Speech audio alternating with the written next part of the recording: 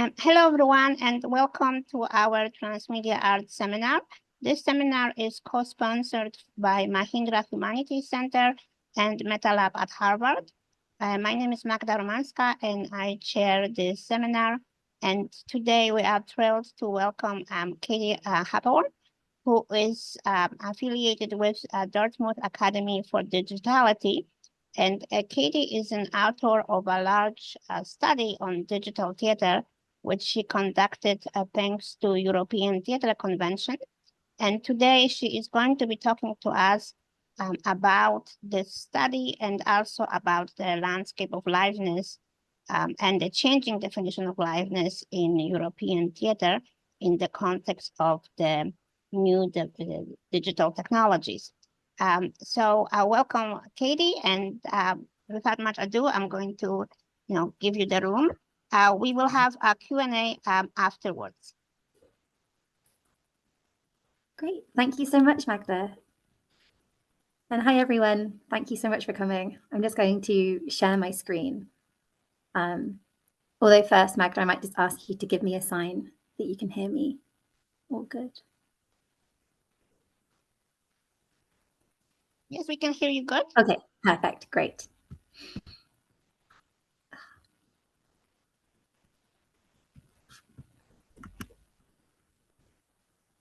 Okay.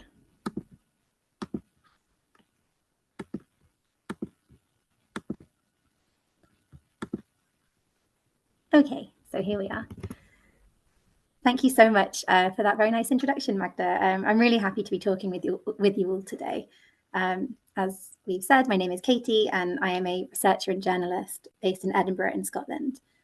I also work for the Academy for Theatre and Digitality in Dortmund, which is the sixth house of the State Theatre for Dortmund, and a leading research institution in, obviously, digitality and theatre.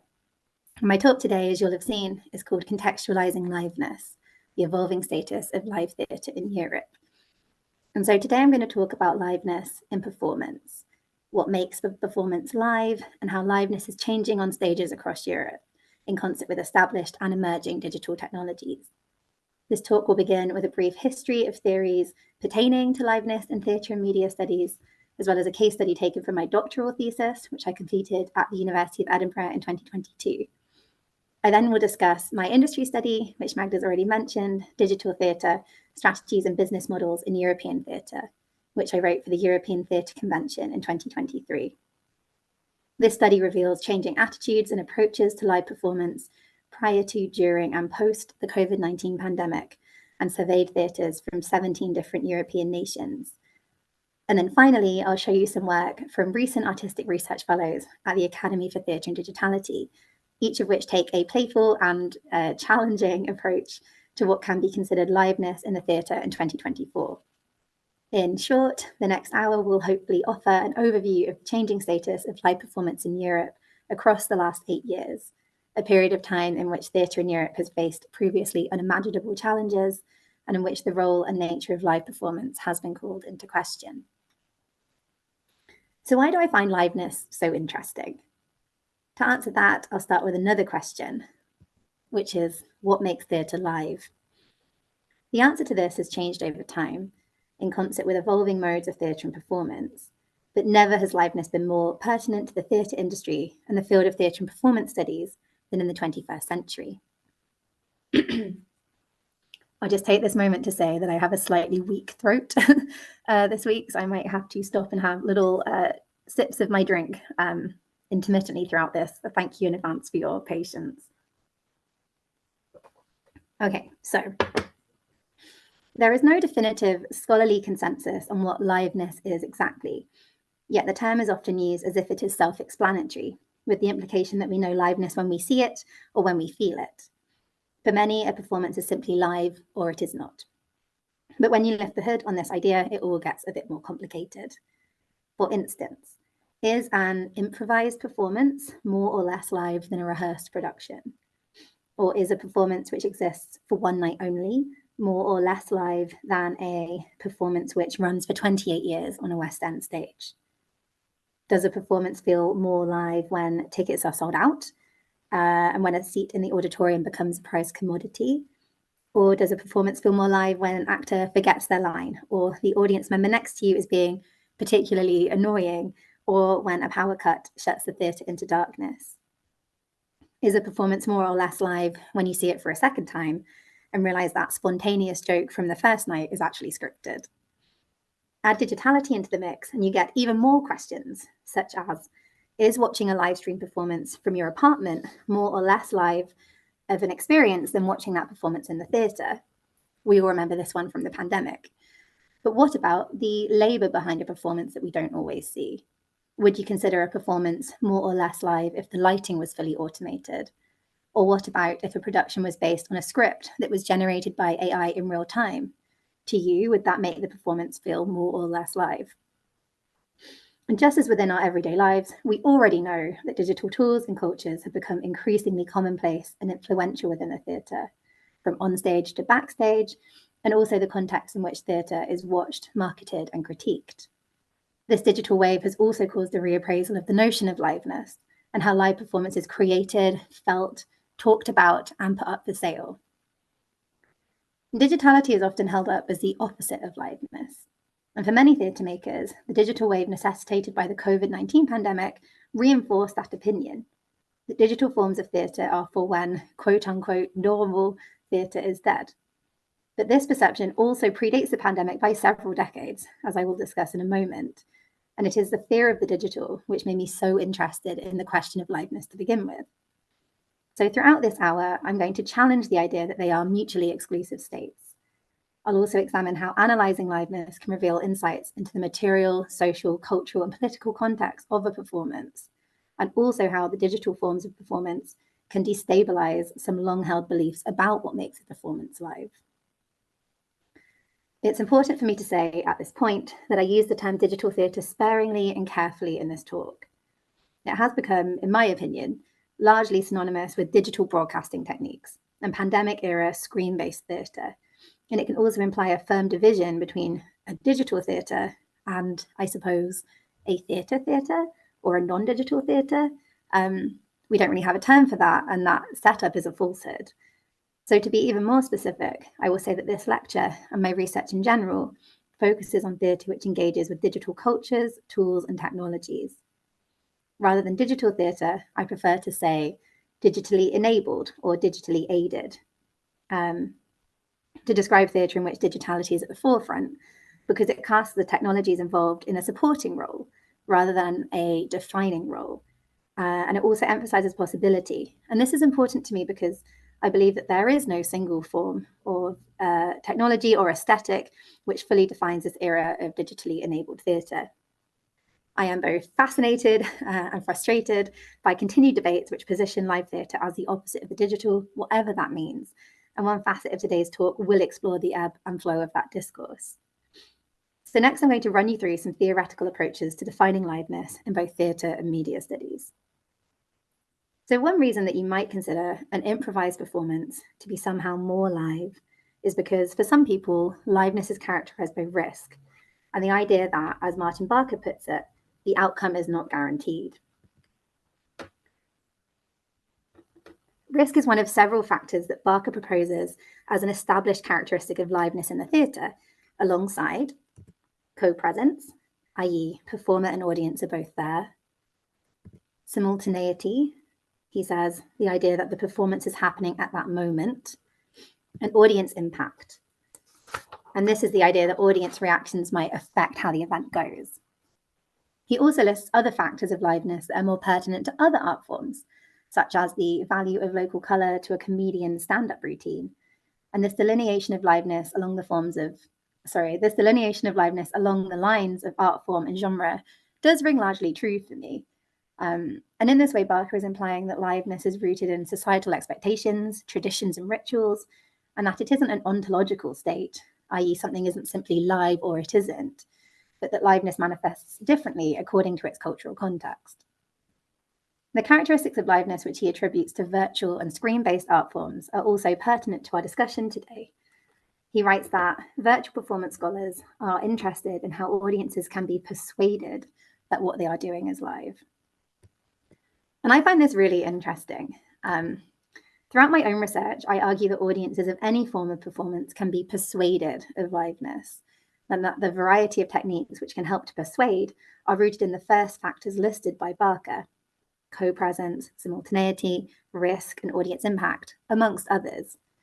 As I'm sure you can imagine, these factors can be used in myriad ways in myriad forms of performance, and not just in terms of a performance's dramaturgy, but in how that performance mediates its relationship with an audience, and also in the broader cultural context which frame that performance. Seen this way, it becomes clear that there is no one single form of liveness. And if we reframe liveness as the result of a series of artistic choices and broader cultural contexts, rather than a quality simply inherent to any performance, then we can introduce the idea that some forms of live performance, actively seek to persuade their audience of a heightened experience of liveness. And if that is true, then we can sit with the idea that liveness can be staged and it can be falsified or distorted, that liveness can be a malleable state, and that a performance can be presented to appear more or less live, depending on those artistic choices and those broader contexts. And most importantly of all, none of this so far is specific to digital theatre.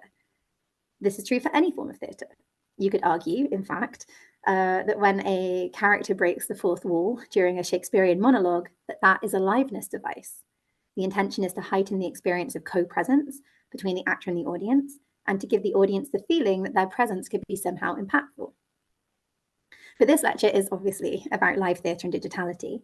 So now I'm going to briefly talk you through some theoretical approaches to the relationship between liveness, performance, and the digital. And also quickly sip my drink.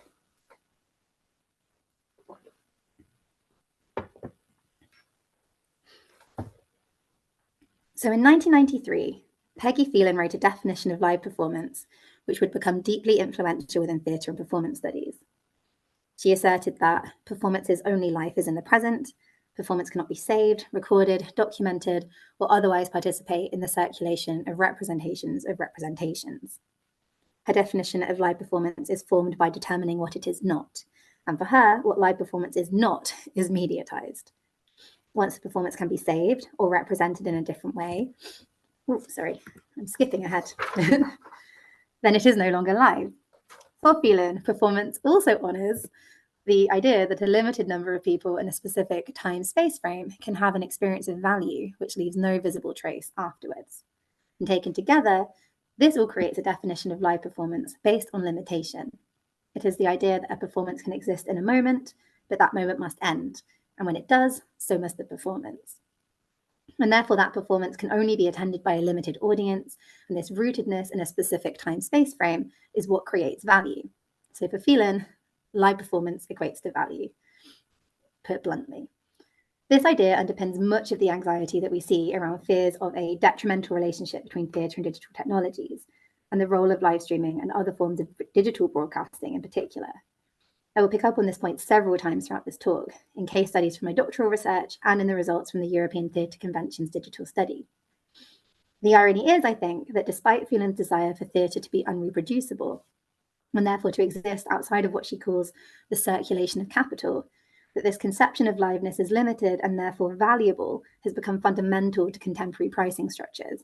After all, limitation tends to drive capital, and more on that later. But for now, I'll introduce you briefly to the other famously key voice in this debate. Philip Auslander responds to Phelan in his extremely influential monograph, Liveness, Performance in a Mediatized Culture, which was first published in 1999. I'm sure that people listening today might be well familiar with this text, and it has become foundational to ideas of liveness within theatre and performance studies since the turn of the millennium. Auslander's key argument is that live performance is constantly changing in response to technological innovations, and as such, the meaning of liveness should be understood as historical and contingent. He argues that liveness has crystallized as an identifiable experience alongside the rise of recording and distributive technologies, that before you could listen to a concert at home or on the radio, a concert was simply a concert. And where he differs from Phelan is in his opinion that some forms of media can also feel ephemeral to an audience. However, Auslander's original stance in liveness has been criticized by other scholars for continuing Phelan's approach to drawing a firm line between liveness and mediatization. even though he frames that dynamic less negatively. So next, and finally, I'll give you a perspective from media studies on liveness. Karen Van Es identifies 3 key approaches to liveness within this field, and they are fascinatingly contradictory to the stances that I have just showed you. First, she describes an ontological approach, which suggests that technology is the source of liveness. In some ways, this does chime with Auslander and Phelan, though, because they consider mediatizing technologies to have brought about our awareness of liveness in unmediatized experiences. Second, Van Es describes a rhetorical approach, which positions liveness as a discursive construct emanating from the media industry, that rather than a state of being, it is nearer to an ideology. And third, she describes a phenomenological approach, which emphasizes the human experience of liveness. But ultimately, though, she argues for an understanding of liveness which considers the power of the institutions shaping it, as well as how both technologies and audiences play a role in the construction of the live. And this approach deeply informs my own research, as well as a rhetorical question posed by Anja Moller-Lindelof and Matthew Reason, the editors of Experiencing Liveness in Contemporary Performance. They suggest that we ask less what liveness is, but rather how it matters and to whom. So next I'm going to summarize one case study taken from my doctoral thesis, which I asked exactly this: how does liveness matter here, and to whom? My aim in my doctoral thesis was to follow Auslander's claim that liveness is historical and contingent by conducting a comparative study over a 3-year period of 2 affluent Western European capital cities with strikingly different theatre industries, Edinburgh and Berlin. My goal was to explore just how far liveness is culturally and contextually contingent, and to examine the impact of different theatre models, for instance, repertoire state theatres in Germany versus the publicly funded theatres in Edinburgh, which work project by project with limited runs for each production, as well as systems of funding, divergent artistic traditions, the impact of theatre festivals on those cities, and the ways that theatre is marketed. Taking all of this into account, combined with analysis of performances which used emerging digital technologies, allowed me to gain an understanding of how liveness is created, staged, perceived, and valued in these cities, and why. In one case study on digitally distributed theatre, which is a term that I use to describe theatre which is broadcast from its place of performance to a remote audience, I found that while audiences in the UK are willing, eager even, to pay money to watch digitally distributed theatre, German audiences are far less likely to do so. So I explored the rise of event cinema in the UK, an industry which was valued at £30 million back in 2014 and involves simultaneous live streaming from a theatrical venue to a cinema screen, or less commonly, the audience's own device, as well as repeat screenings of the same broadcast at a later date, which are known as encores.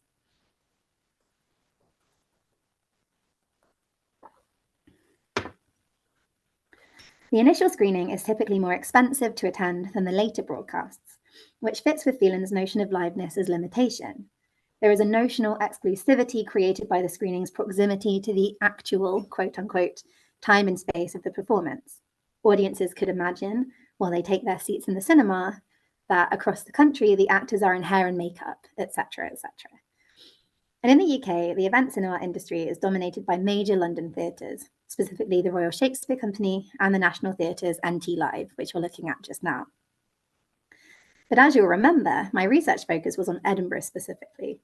And during the time of my research, there wasn't a single example of a performance being broadcast from Edinburgh in such a way. Instead, Edinburgh was a recipient of dozens of these London-centric broadcasts, which were often broadcast directly onto the stages of actual theatre houses in our city.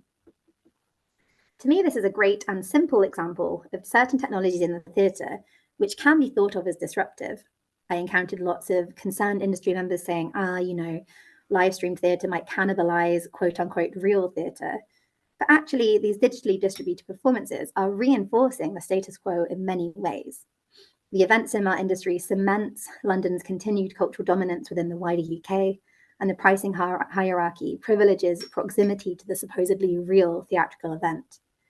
The encores, often available a week or so after the initial broadcast, are an exact recording of that initial broadcast.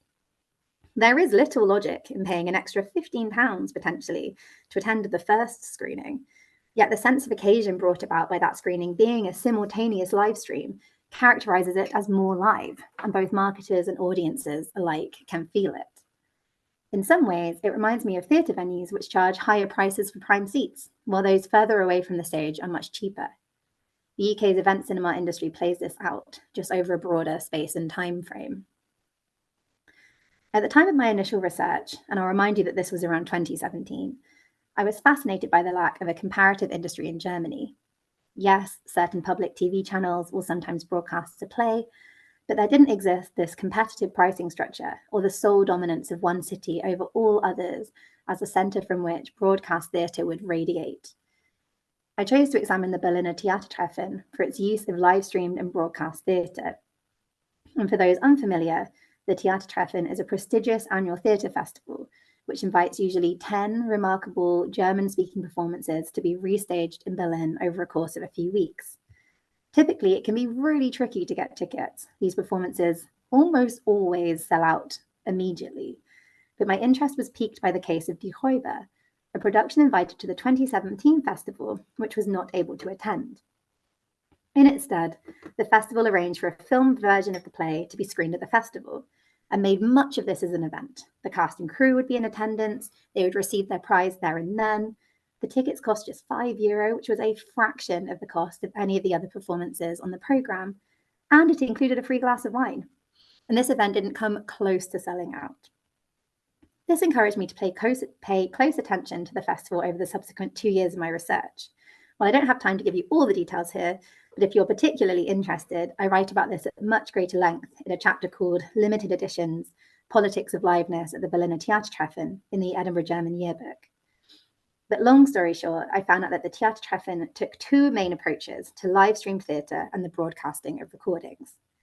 The first was in the form of public broadcasters Dreisat. The first was in the form of public outreach during the festival, but some way across the city, in collaboration with TV broadcasters Dreisat, in a noisy square called Potsdamer Platz, there would be so-called public viewings. A big screen would broadcast a recording of one of the performances at that year's festival, and a number of deck chairs would be set out to invite people to watch. I attended many of these, and you can see this picture here. But despite, or possibly because, these events were free and unticketed, I found them to be poorly subscribed to. Possibly also because it's actually really difficult to concentrate on a play in the middle of a noisy, touristy thoroughfare. The second approach to digital distribution at the Theatertreffen was much less public and far more secret. It turned out that most performances taking place on the festival's main stage, which was some way across the city from the Potsdamer Platz viewings, these performances were automatically and simultaneously broadcast into the on-site bar for free. These sequestered live streams are not advertised at all. You could say that this is economically driven, in the sense that a live stream might detract from ticket sales, were it not for the fact that the festival sells out, so rapidly. You could even say that to advertise the existence of these live streams would be far more publicly minded than the so-called public viewings in Potsdamer Platz. Instead, to know about these live streams, you already need to be very familiar with the festival. This made them feel far more exclusive. They are available only to those with insider knowledge. This point is compounded by the fact that, on one instance in 2018, these in-house live streams were advertised for a production of Faust directed by Frank Kastorf, which had already caused a small scandal. A notification on the Theatertreffen's website read, "The performances will be broadcast live into the bar. If any seats are no longer used by the ticket holders in the second half of the show, these can be made available to successors." This egalitarian approach to seat sharing positions this live stream as a means of queuing for the quote-unquote real event, with an explicit hierarchy built into the statement with the term successors. But why did they promote it like this? Well, 2 months before the festival, a journalist for the Berliner Zeitung reported that the cost of restaging Kastorf's absolutely enormous production at the Theatertreffen was €500,000 and had resulted in the equivalent of a publicly funded subsidy of €100 for every ticket sold to see it. Several more of the city's journalists followed up on this scoop, and I hypothesize that this is why the Theatertreffen suddenly became eager to promote its live streams as a free-to-access, publicly facing resource. Still, when I attended the live stream on the night of the premiere, and I should say that this picture isn't actually from that premiere, Only 10 other people were there to watch it. We were doing little collectively to balance out that subsidy. I'm condensing a lot of information into a short space here, but I think it's important to note how the festival uses a hierarchy of liveness to distinguish a returning inner circle audience from a broader definition of a public. I also hazard a hypothesis that the reason for Germany's lack of a broader event cinema industry, which could have maybe familiarized audiences to this mode of viewing, is due to Germany's federal theatre system, which creates a national network of leading theatre houses, led by a rotating cast of prominent artistic directors. The Theatertreffen's very existence speaks to this wealth of theatrical investment across the country. And add to this a repertoire system which makes it likely that a performance will still be being performed, perhaps years after its premiere, and you have a system which does not put most of its emphasis on a single 2-week run of one show in the UK's capital city.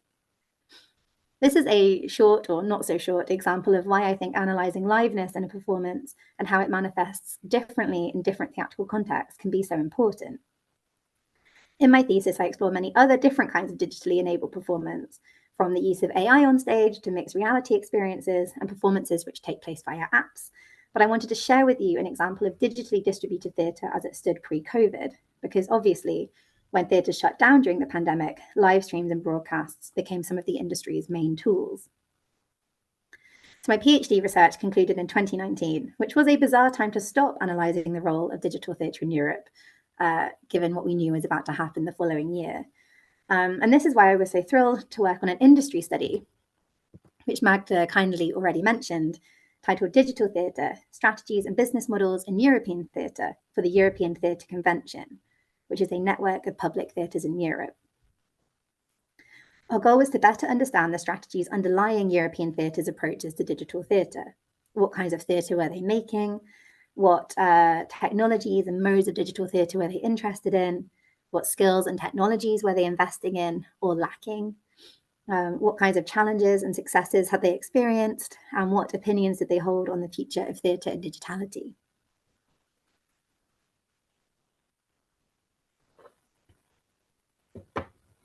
The study was based upon a survey sent to member theatres of the European Theatre Convention in 2022. We were lucky to have 19 theatres from 17 European countries responding, and they granted us access to data about finances, staff, training, equipment, and more, giving us a unique insight into the opinions held and the challenges and successes experienced by those theatres when producing different forms of digital theatre. We asked the responding theatres to give us data from 2019, 20, and 21, and also to answer a series of opinion-based questions to confirm their attitudes towards digitality as they stood in 2022. We couldn't ask for complete data for 2022 for obvious reasons, in that I had to write the study. But the final study was published in spring 2023 and first presented at the European Commission's Theatre Forum in Poland, where it went on to inform the APOLA recommendations. And you can download the full study as a PDF from the European Theatre Convention's website, and I will post a link at the end if you're interested. I absolutely don't have time to tell you everything that we found out in this study today. This really is a whistle-stop tour. And before I go any further, a quick note on terminology. You may have noticed that this study uses the term digital theatre in its title and throughout as a catch-all. This is because after some debate, we believed it to be the most commonly used and commonly understood term in the industry at the time. But to some extent, I do regret using digital theatre here. You remember at the beginning of this talk, I explained my hesitancy towards it. And because this study was inextricably linked with the years of the pandemic, I think the term really carried the baggage of the idea that holds digital theatre to be in some way the opposite of or a replacement for true theatre. I think this was evident in many of the responses that we received, but it was also clear for many theatres that digital theatre equates almost exclusively to screen-based and or live-streamed work, even though our study sought to address a much wider range of dramatic forms.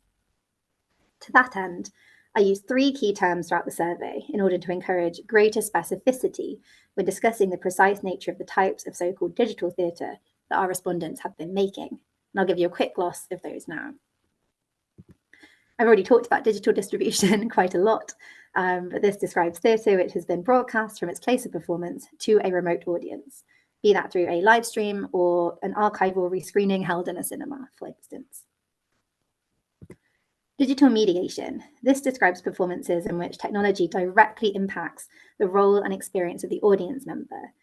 This could involve tablets or mixed reality, the use of sensors, motion tracking, and much, much more, but it must directly implicate the audience within that theatrical narrative. And then finally, digital location. We use this term to describe performances which exist solely in digital spaces. This is a performance made entirely for Zoom, for instance, which exists solely in virtual reality. Another example in my PhD research is a performance which takes place solely on Instagram. And I hope it goes without saying that these terms are far from mutually exclusive, but our aim was to understand in greater depth the ways in which digital tools have been used in a dramaturgical sense by our responding theatres. So now I'll show you a chart which breaks down the total ticket sales for each of these types of theatre across 2019, 2020, and 2021. We were using 2019 as a control year here to understand the impact of both COVID and the digital wave that it necessitated.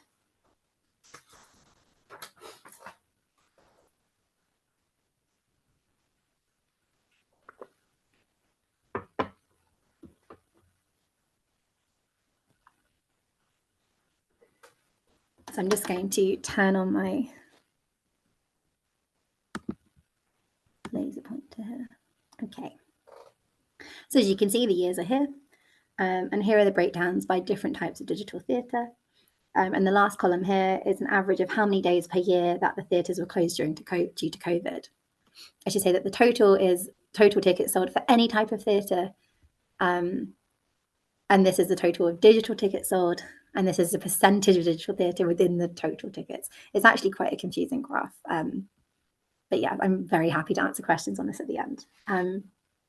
So yes, the most immediate headline is probably that we managed to establish that COVID had dramatically reduced European theatre ticket sales overall. Numbers dropped to 1/3 of 2019 sales in 2020 and 2021. At the same time, the number of tickets sold for specifically digital theatre grew rapidly, from 1% of all tickets sold in 2019, as you can see here, to almost 31% in 2021.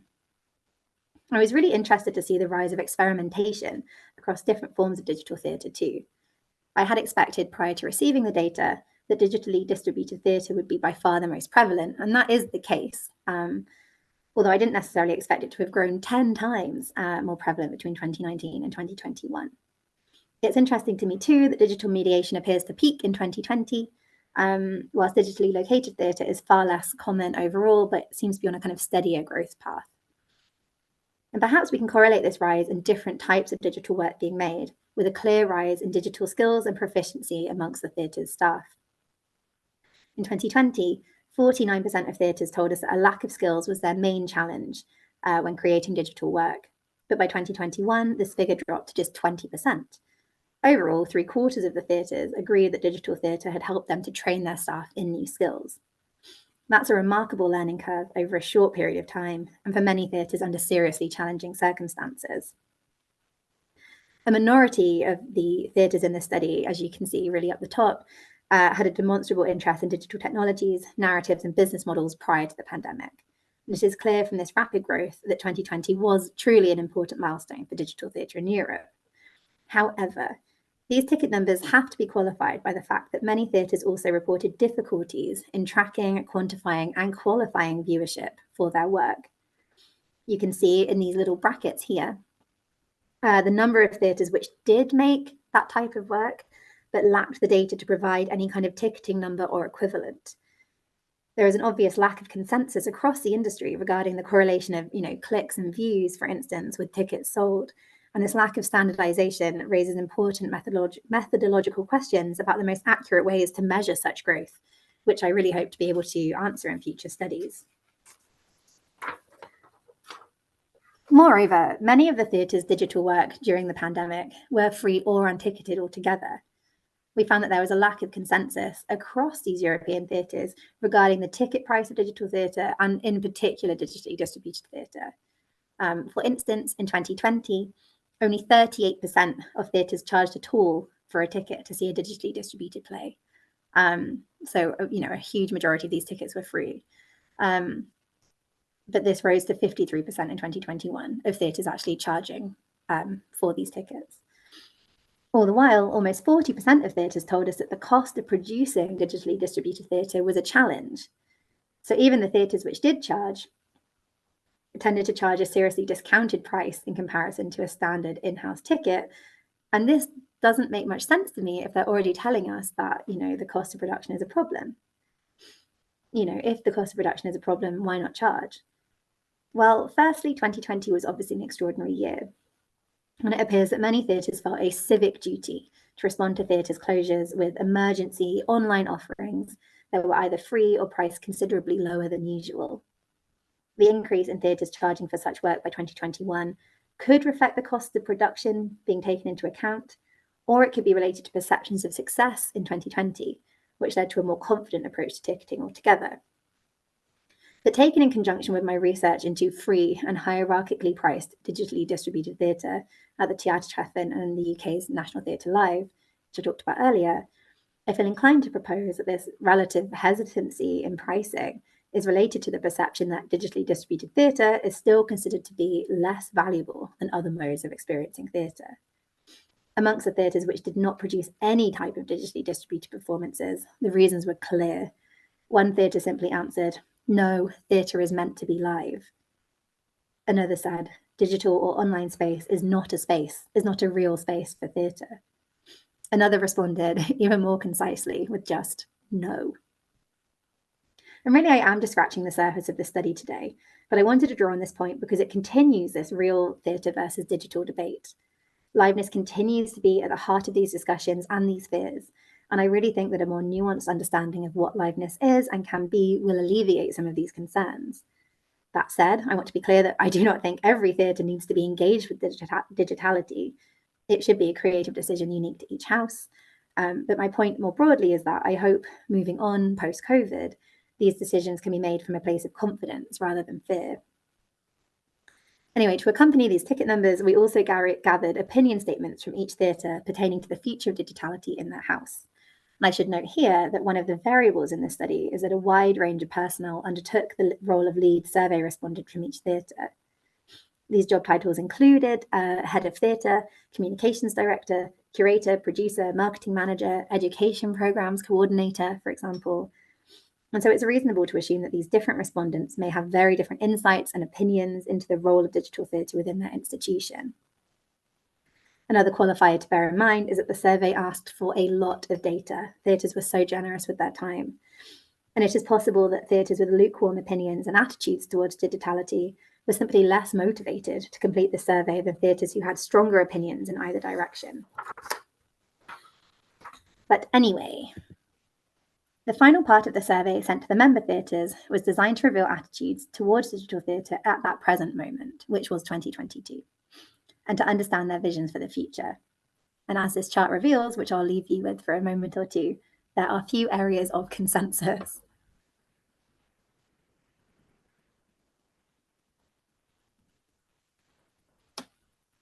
So we can see that a majority of theatres believe that digital theatre was an impactful solution to short-term emergency responses, such as the COVID-19 pandemic.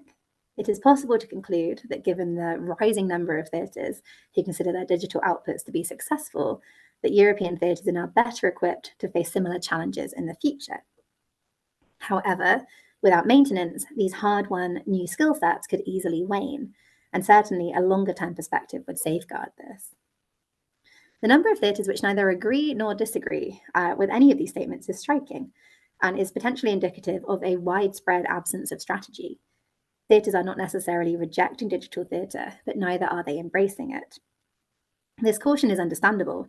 I have shown you just a small sample of the strength of feeling regarding digital theatre as a perceived threat.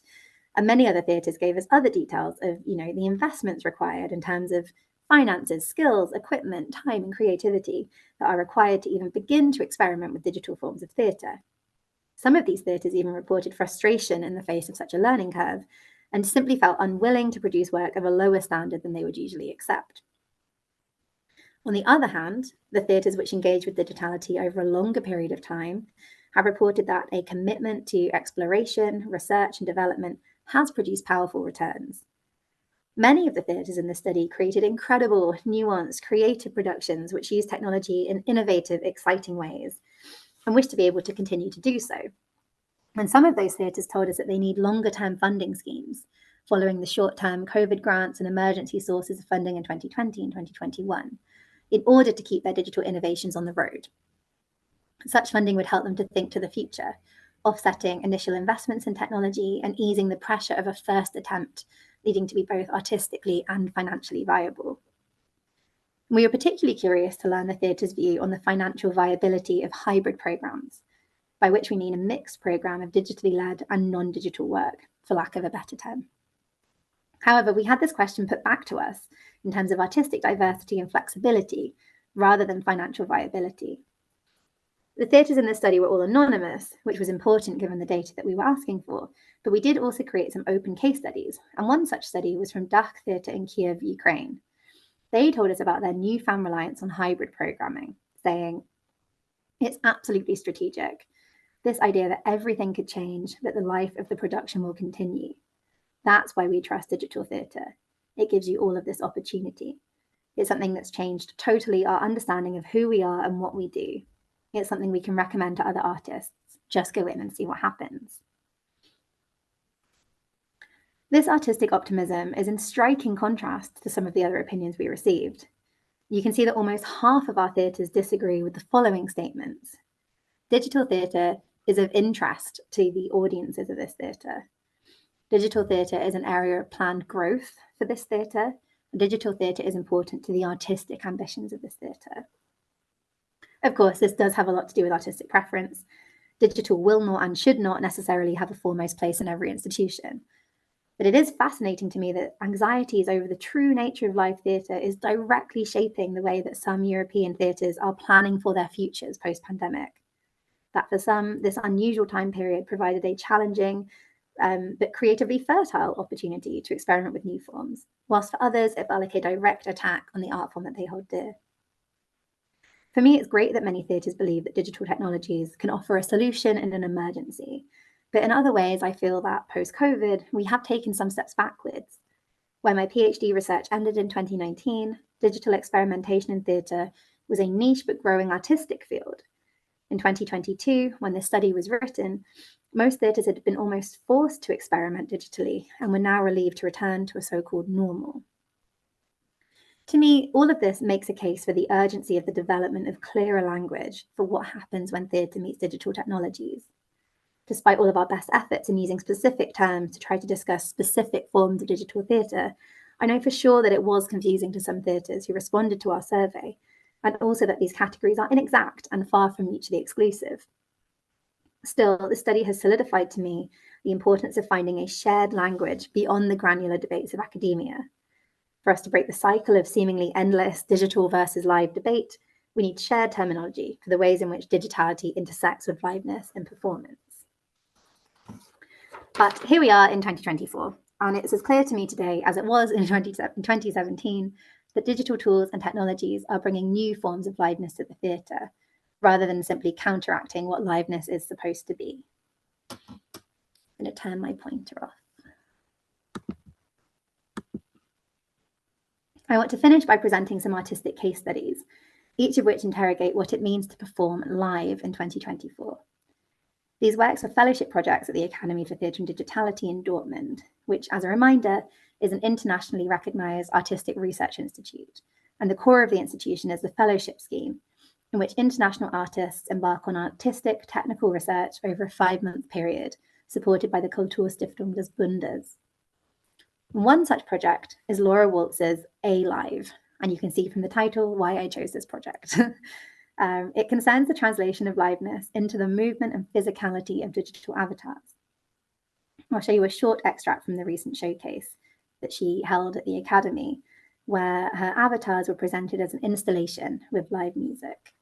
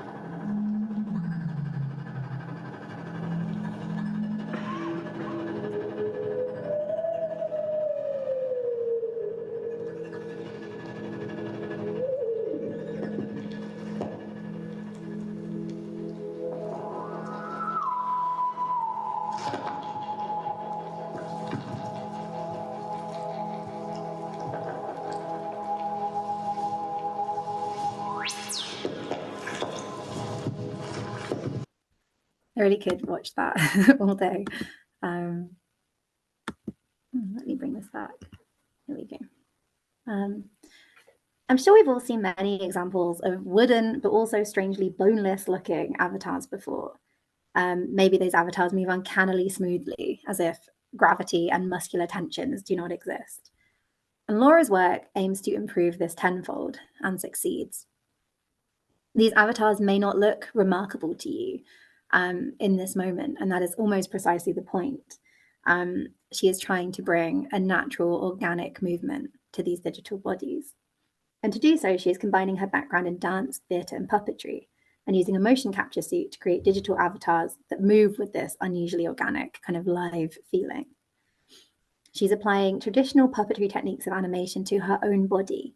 And through this, she is creating a new body language, or a form of choreography, which actually looks unnatural in the flesh and can feel unnatural to embody it, she's told me.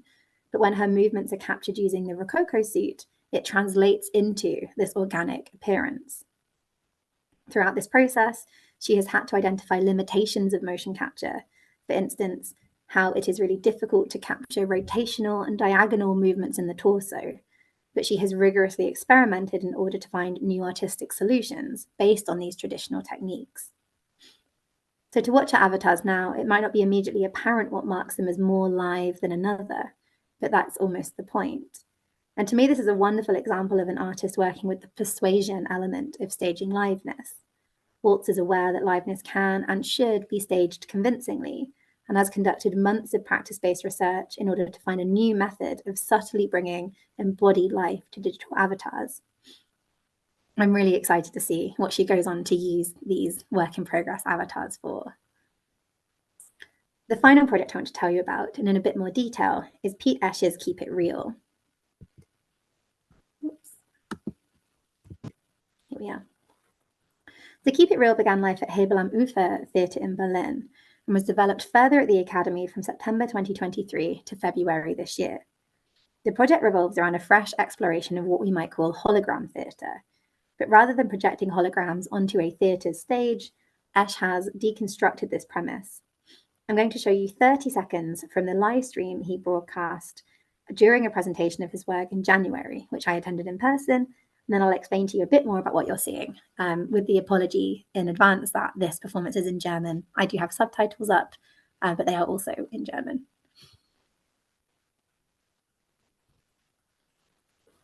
Okay.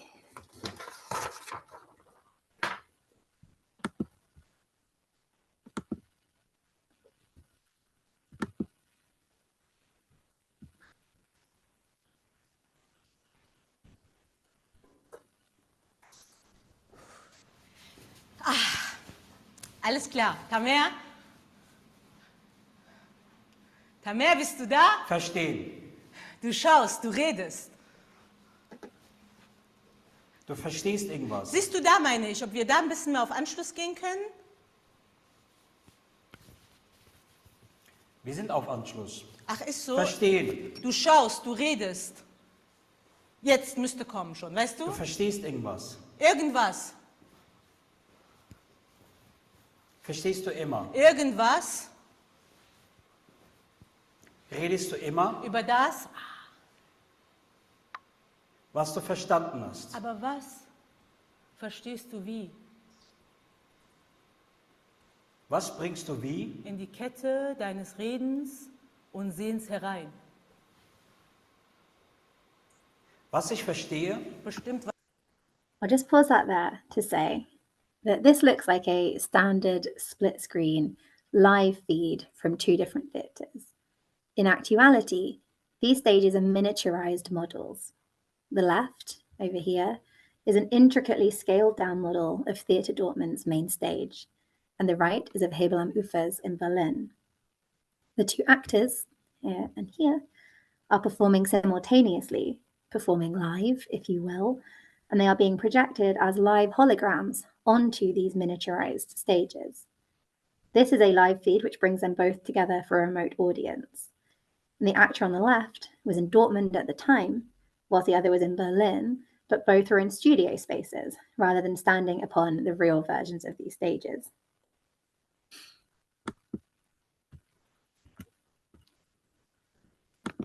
Oops, sorry. Get back.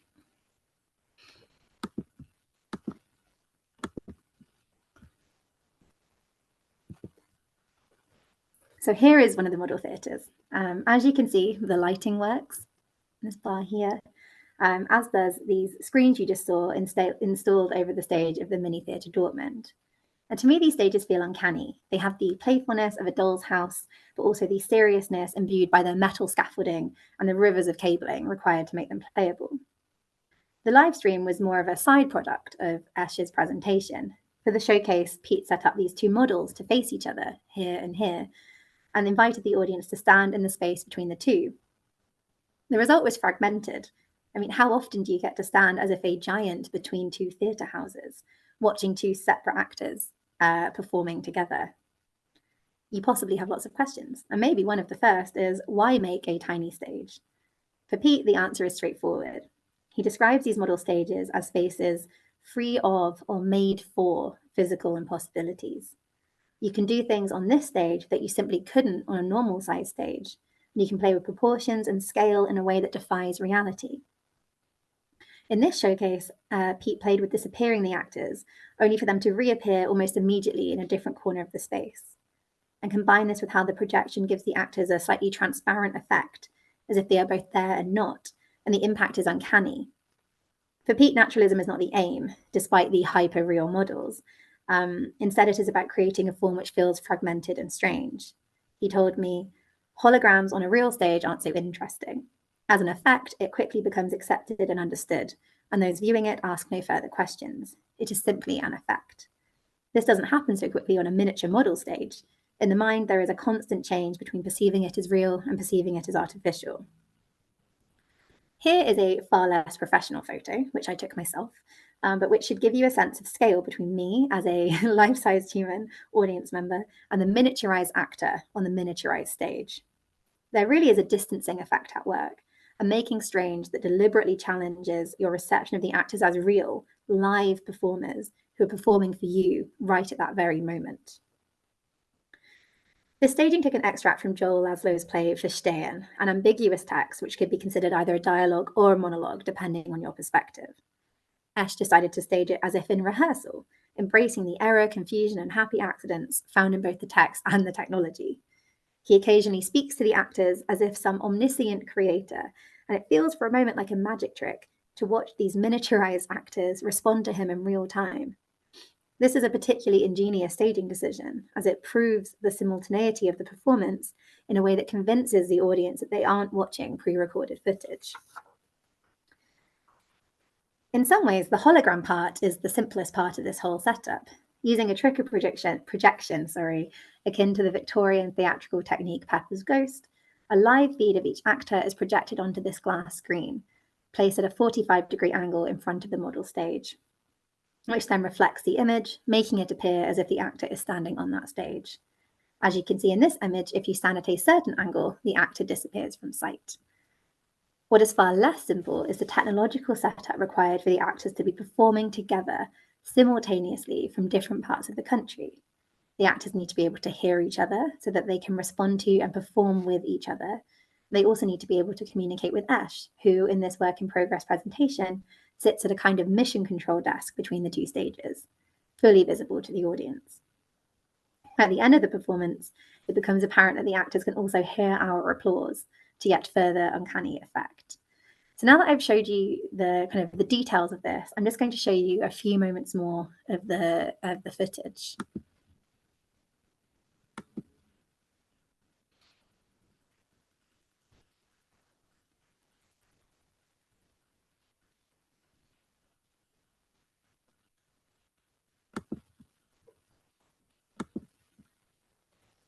Für die große Bühne, bitte einmal. Ja, nein, keine große Bühne, weil diese Szene ist keine große Szene, ist auch keine große Bühne. Es ist eine kleine Küche, Tamer? ne, und da sitzen diese Aha. beiden Personen, geht bitte nicht dazwischen, geht bitte nicht, ganz kurz. Verstehen. Du schaust, du redest, du verstehst irgendwas. Irgendwas verstehst du immer. Irgendwas redest du immer über das, was du verstanden hast. Aber was verstehst du wie? Was verstehst du wie? Was bringst du wie in die Kette deines Redens und Sehens herein?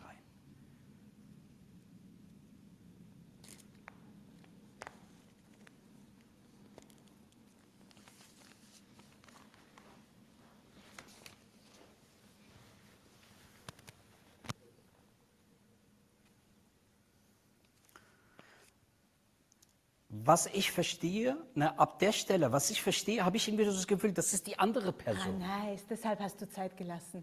Das Es ist war die so Antwort. schön, Tanja. Oh mein Gott, es war so Antwort. schön. Oh, stimmt. Was ich verstehe, bestimmt. Die haben sich einfach, Ja. seit Ewigkeiten, sie haben sich das Ewigkeiten. Entschuldige, das erste Mal Tamir, Piet zugehört. ruft Weißt du, an. was ich Es war meine? so schön. Mein Gott, warte, Piet ruft an. Ich will so gerne antworten darauf. Ja, ist so. Piet, wo steckst du? Also, ich lasse jetzt mal für euch kurz einen Applaus. Ja.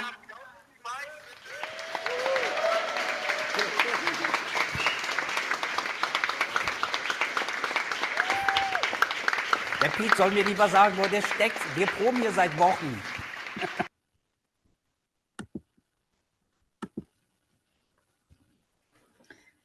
So just in case you can't speak German, at the very end there, Pete rings the actor Nina and is like, it's time to end it, and then holds up the speaker so that the actors can both hear the audience in the room with the miniature stages applauding for them, creating this kind of weird feedback loop, but also very normal feedback loop.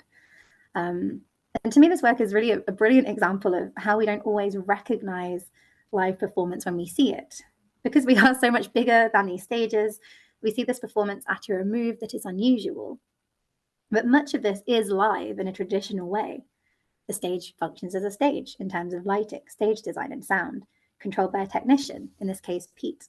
And the actors are performing in tandem for an audience who has gathered there to watch them.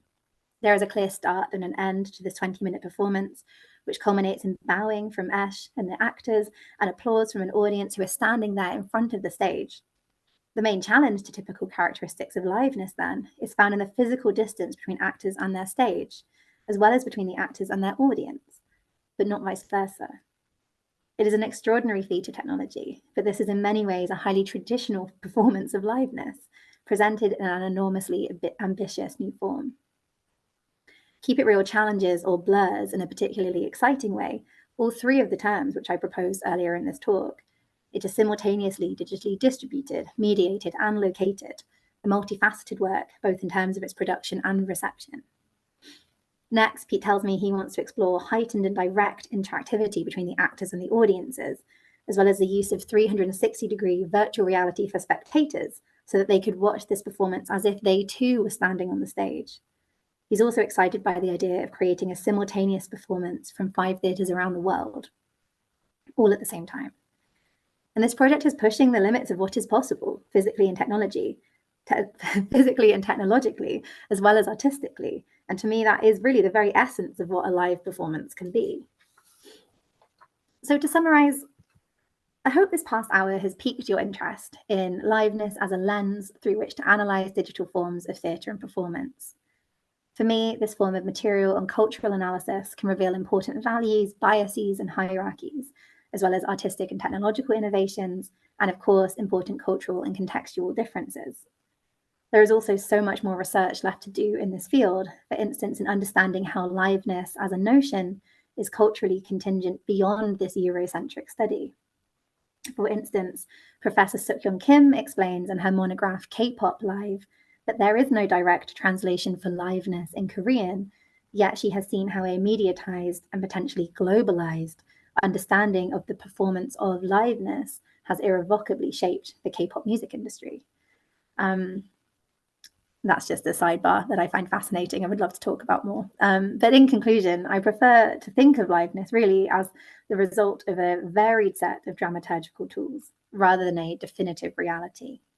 Liveness can be staged, and seen this way, liveness is a product of the context in which it is performed, rather than a state in which a performance simply is or is not. This can open up our imaginations to a host of new livenesses and new possibilities for performance, just as Laura and Pete have done. And this means that liveness will continue to resist simple definition because its meaning will continue to expand in concert with the ongoing, unstoppable evolution of theatre and performance traditions. Beyond the theatre, liveness continues to change too. This isn't a phenomenon purely within our control. As we watch major social media platforms, for instance, like TikTok, Instagram, and X, continue to develop new live modes of communication for their users.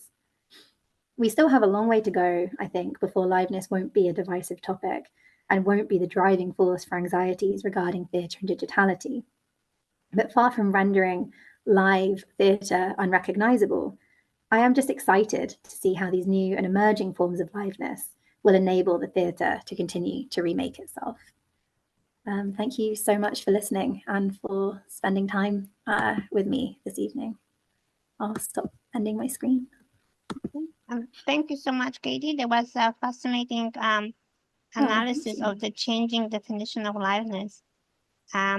This will open it up. We only have Ramona today joining us for the Q&A. I think that the time change which we had in the US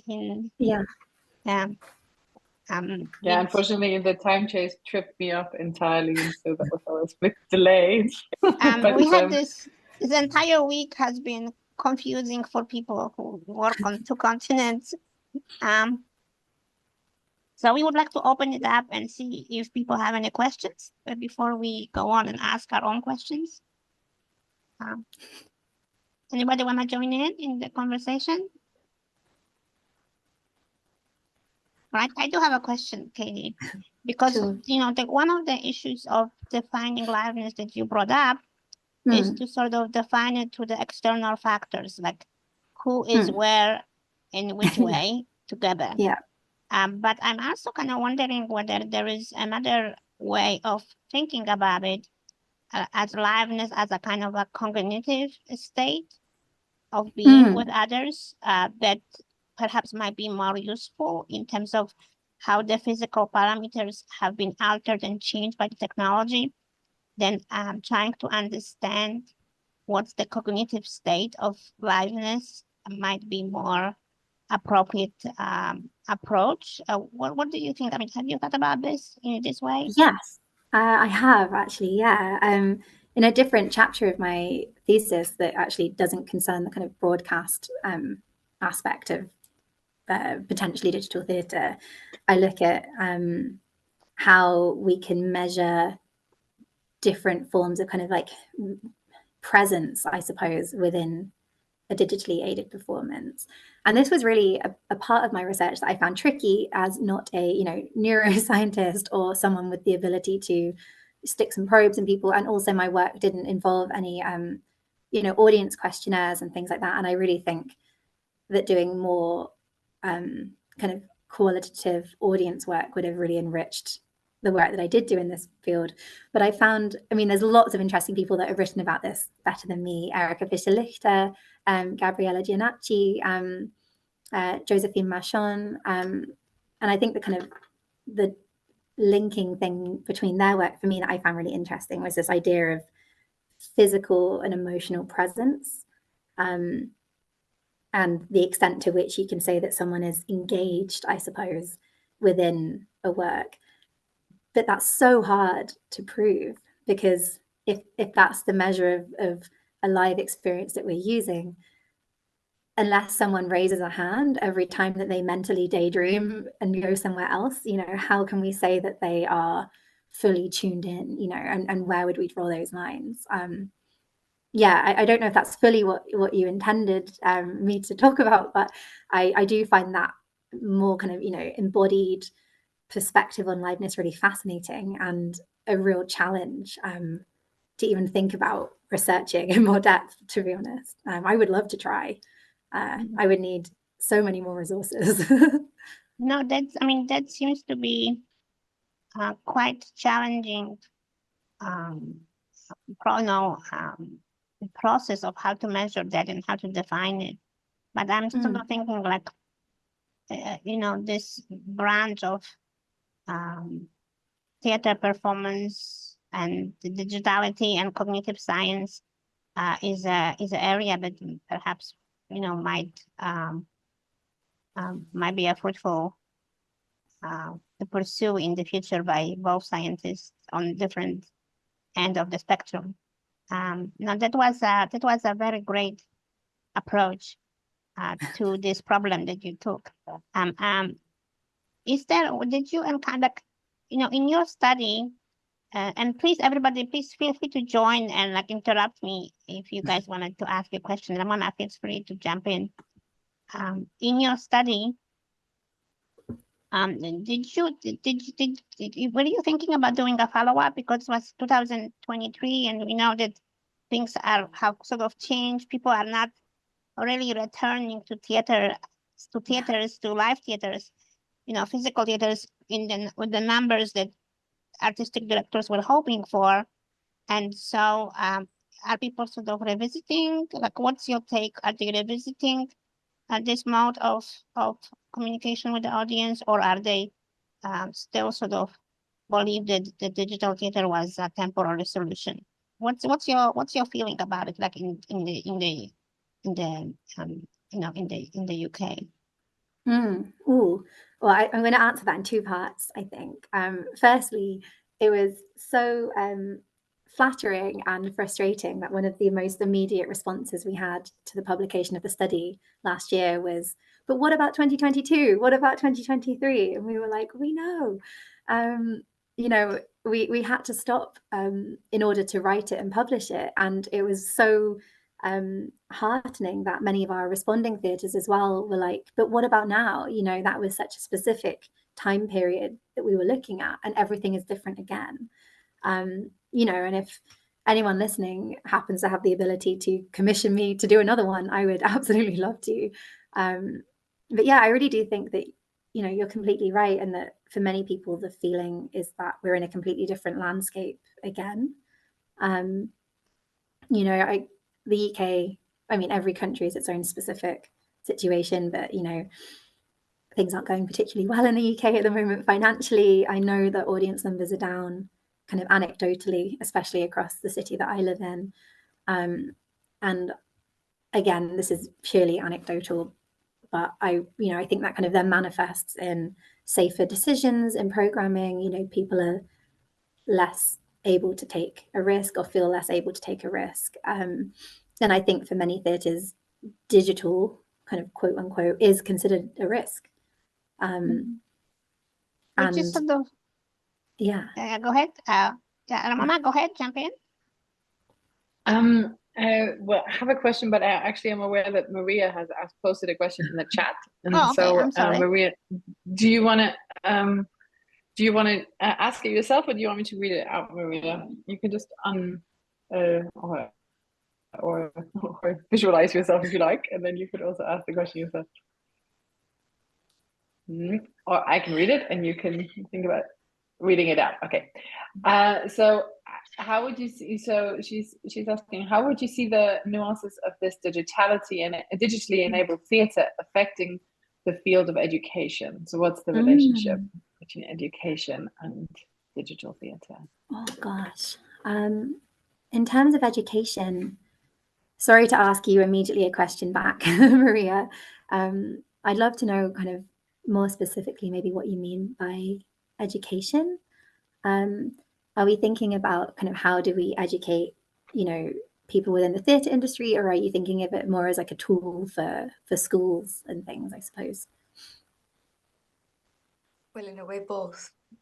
So on the one hand, it creates a completely new culture and experience of viewing, of relating, like in this whole broader spectrum that you've defined of liveliness is something that expands in space and time, and therefore a completely new culture emerges of how we relate to theatre. then if we transcend this back to the field of education, how do we then even define performance itself?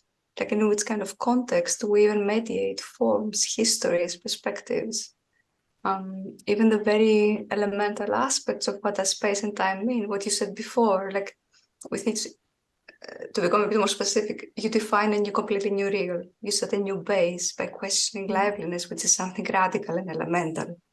So this means that you completely need to rethink and retranscribe also how previous histories, not just the present, are being elaborated and perceived or reflected together with students. And this then, it's so radical, it goes beyond theater, if anything can, to go, for example, to other artistic educations. Like, what does it mean, for example, for VR painting? Yeah. It has also its own duration. It's a very performative act. Or sculpting, completely analog, no VR at all.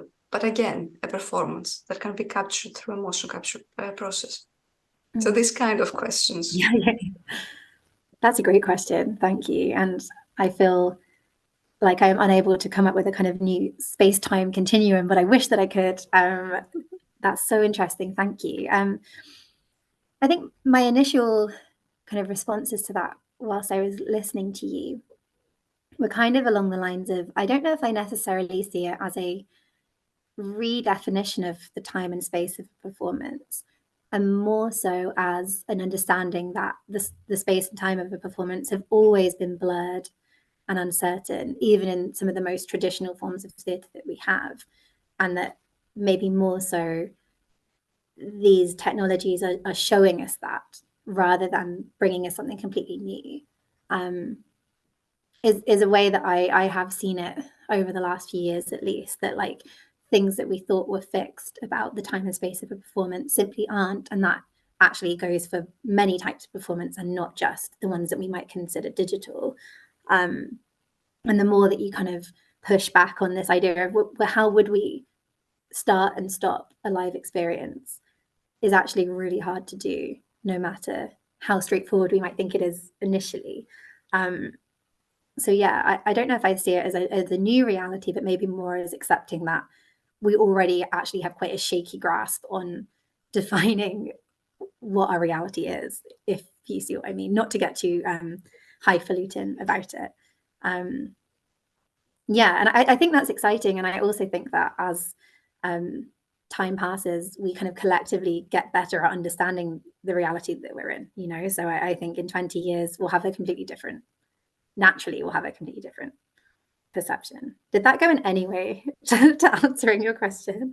Yeah. Absolutely. And it's actually, you framed exactly what is my biggest takeaway from your talk. I'm really grateful exactly for this final phrase, which I think kind of nails it and sums it up perfectly. Thank you very much. Well, thanks for your question. Thank you. So Katie, I have another question that, I was really impressed with these examples of like this radical experimentation that's happening in Dortmund. And so I was wondering, since you're sort of at the source there of things that are being created and experimented with, I was kind of wondering whether you think that is liveness really the thing that that is at the crux of the investigation at the moment, or what are the other things that you're seeing, the other concepts or ideas that or aspects of the theatrical experience that people are really probing into right now? So and how far does it expand beyond that? Because I feel on some level the livenessing was so much part of the pandemic moment, because that was so it really was like pulling the rug under our feet in a way in that moment with the closures. But because now you have this much more multi-layered hybrid reality that you're also referencing in the examples, I'm kind of wondering, where does that take us then in terms of other new sort of developments? Yeah, thank you. I mean, I think as far as I can see, no one else seems to care about liveness as much as I do. And that was the case before the pandemic, and it remains the case now. And it feels like, for me, my one particular interest in how we analyze kind of bringing theatre and digital together became everyone's least favorite topic for 2 years, and has now dropped off again.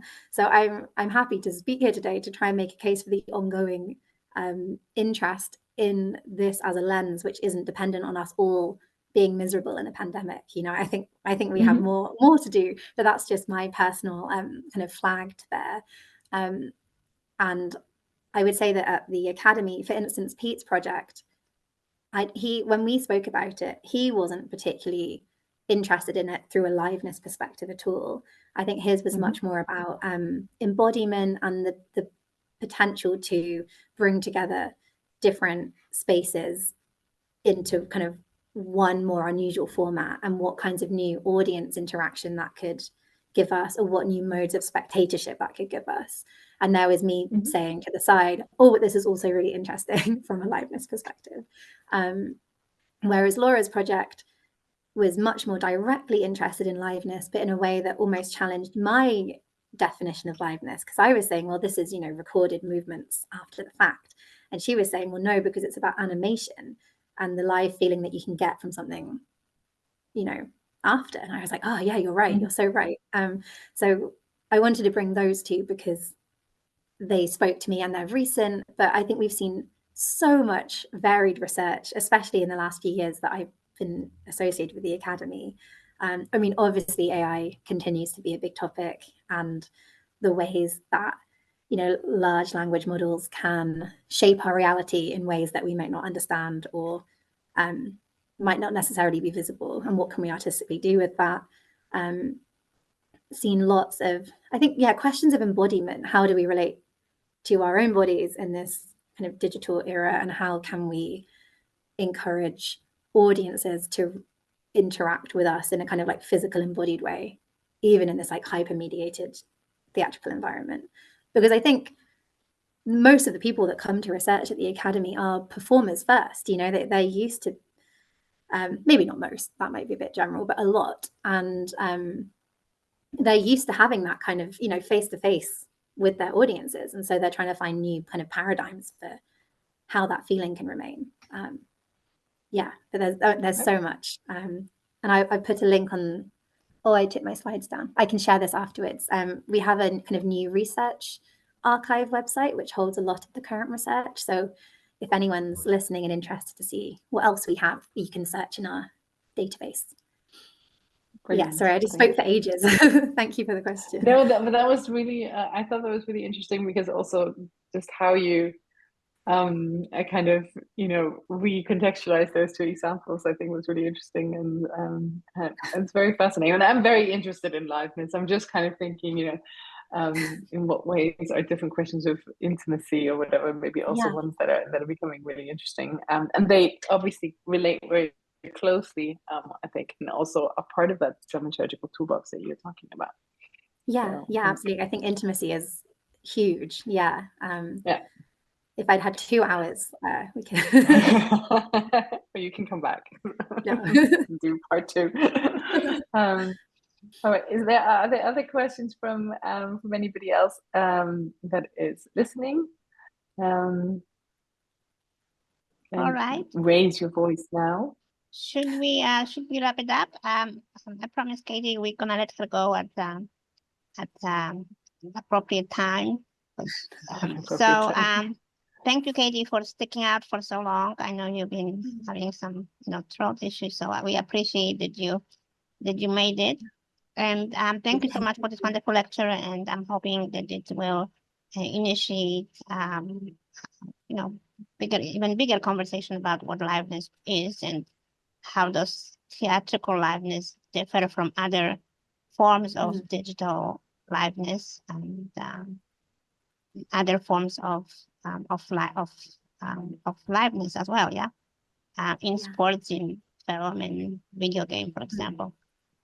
So thank you so much, Katie, and special thanks to Mahindra Humanities Center for sponsoring this lecture, and to MetaLab at Harvard for hosting us. We invite you to check out our future lectures, which are going to be happening this spring, including a panel on contemporary dance and digitality. So thank you so much, everyone, and we'll see you hopefully soon. Thank you so much. This has been lovely. Have a Thank nice you very evening. much, Casey. You